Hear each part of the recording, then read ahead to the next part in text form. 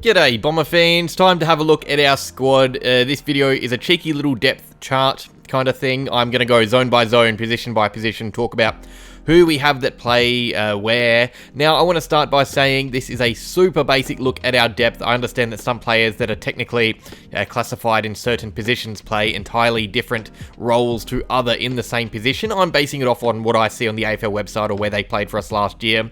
I'll probably do a more in-depth one of these later on where I talk about what they bring to the team, not just what position they are. Also, a big shout out to absolutely Essendon who made me think of this video. They did something similar not long ago and I thought I would steal their idea. And if you haven't, go check them out already. They are pretty awesome over there. I will leave a link in the description if I can remember to. We start with our key defense, which is already looking miles better than it did last year. We do lose BZT, but replace him with Ben Mackay, which is huge. I think him and Ridley are just about our most important players in our whole backline now. You look at the list of 6 or 7 names I have here. Mackay is the only experienced big body. Laverty is experienced but undersized. Reed is a big body but inexperienced. So a lot rests on Mackay's shoulders. Luckily, they're broad ones. Ridley is our classiest backman. He is technically a key, but the same way James Sicily is at Hawthorn. You got Nick Cox, who is new to the backline. Kane Baldwin. This tells me we are 1 or 2 injuries away from being in real trouble. The name I think that is most important here, in a weird, well, not most important, but very important to us, is Zach Reed. I think if he is sidelined again or can't find form, we're in real trouble for height because Lewis Hayes isn't ready. Baldwin and Laverty are too small to play on big key forwards. You could argue the same for Nick Cox, who is raw and skinny down back. More of a second or third key anyway, Cox. So it's better than last year, but I think it's not ideal. It's 1 or 2 injuries away from real trouble. It might look better than last year.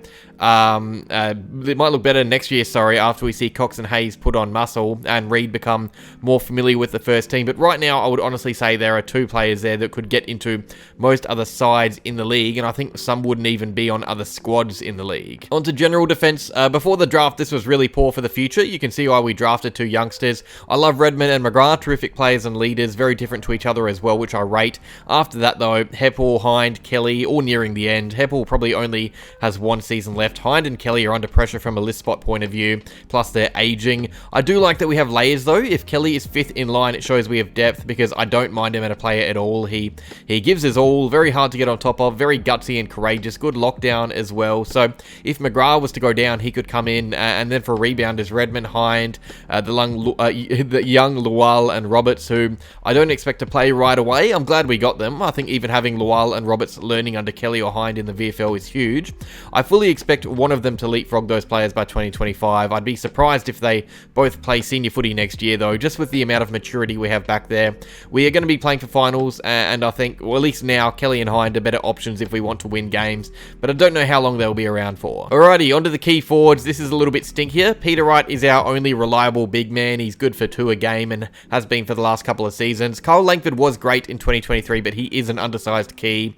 You can't really have him on his own in a forward line. It's why we need one of those players below to actually show up this season. Wiedemann is 3rd in line, I would say. You might disagree and chuck Jones or someone else ahead, but basing off what we are most likely to line up with right now, if we wanted to win a grand final, for example, I'd say Scott would go with the more experienced Wiedemann, who at least kicked a few goals in 2023, kicked a bag of 5. Jones, I don't think, got past 2 in 1 game. I think over time he will slide down to where Hunter is, I hope, at least. I would like to see Hunter play well, and I want to see Jones and Caddy come good as well. I think Jones is under immense pressure this season. In fact, all of the forwards under Langford are, except Caddy, but he was just drafted, to be fair to him.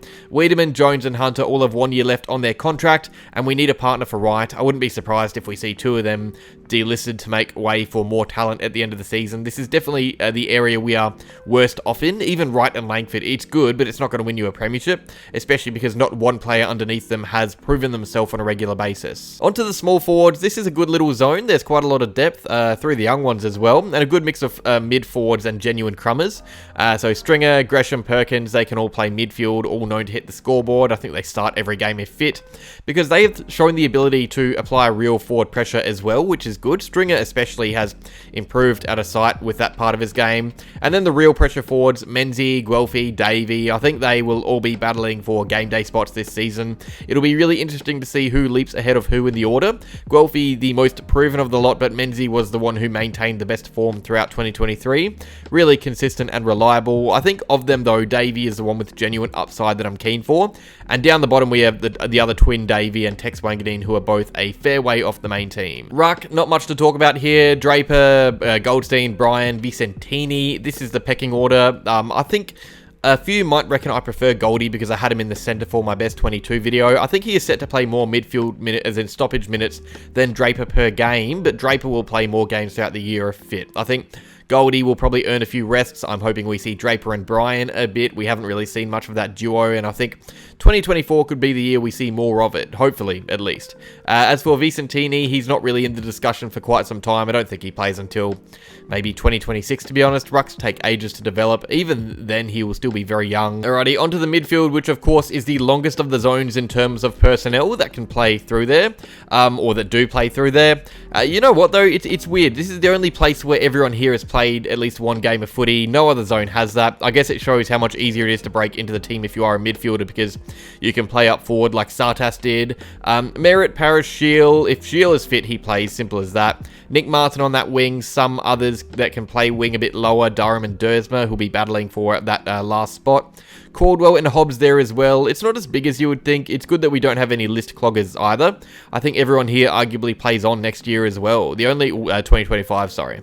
The only thing that we really need is a big body. Will Setterfield is fine, but he isn't a star first team player. He played some good footy in 2023, but even before his injury, he slowed down just a tad. I don't know if we can trust him to be that big, strong body we need, because aside from him, it's a very small midfield. When you put all the names together, it's a bit worrying. It not only shows how much we need Setterfield to come good, but how important Jake Stringer is going to be to the team to give us some grunt out of there when he plays in the guts. If he is fit, we are less reliant on Setterfield as a big body, because Paco is just a better player.